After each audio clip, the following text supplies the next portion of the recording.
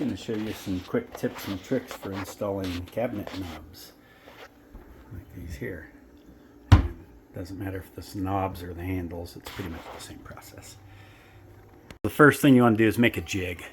I just used a corner of a cardboard box. Because I'm doing knobs, it didn't need to be very big. If you're doing handles, this needs to be a little bigger to be where your handles are going to sit. So it'd have to come up higher for, because you'll have a second hole. And you'd want it to come wider too, because when you rotate over to the next cabinet, you'd want a hole here. So you want one over here, see, and then one up here, and just have them measured and spaced evenly. Again, I'm doing knobs, so I just got one hole that I measured out, and then I marked the cabinets by putting a hole in the box and just marking it with pencil. On the drawers, because I'm just doing knobs, I just measured center both ways. But you could also make a jig for your drawers, especially if you're doing handles, you'll want to do that. So you can have it spaced and up off the bottom evenly on each one. That will speed things up a lot. Next thing we're going to do is use a center punch. This one is spring loaded and has a nail set on one side and a center punch on the other. Put that where we marked our hole. Tap it light and then hit it again harder.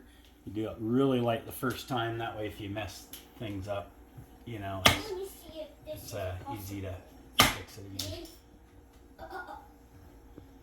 And you'll just do that on all of them. If you don't have a center punch like this, you can use a nail or just anything sharp. You just want to divot the wood to keep your drill bit from slipping.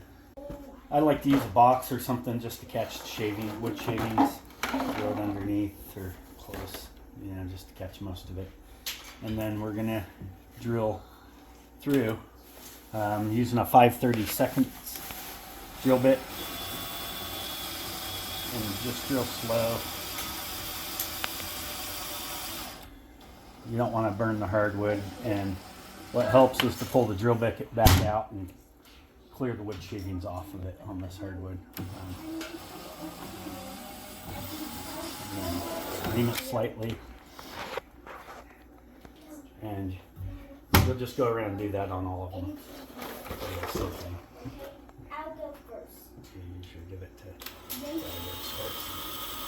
The next thing you're going to do is figure out how long you need for a screw. With the drawer, because they're thicker, if you want to look right here, you can see it's a little thicker from the drawer box.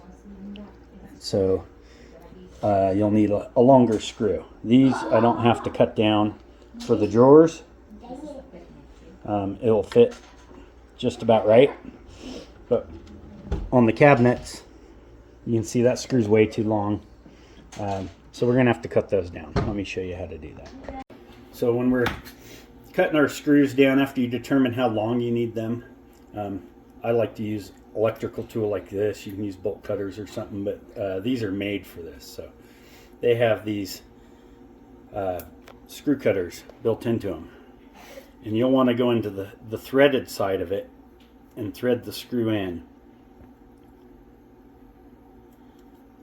And you'll see why you start on the threaded side here in a second. So you'll screw it in and try to put the spot where you want it cut kind of about in the middle there. And just snap it like that. And then you'll use a screwdriver to turn that back out of the threads. And that will clean up the threads on the end when you turn it out, so it will thread into your knob. That's honestly the easiest way to do this. So after you get the screws the length you want, you'll just push them through the hole. I like to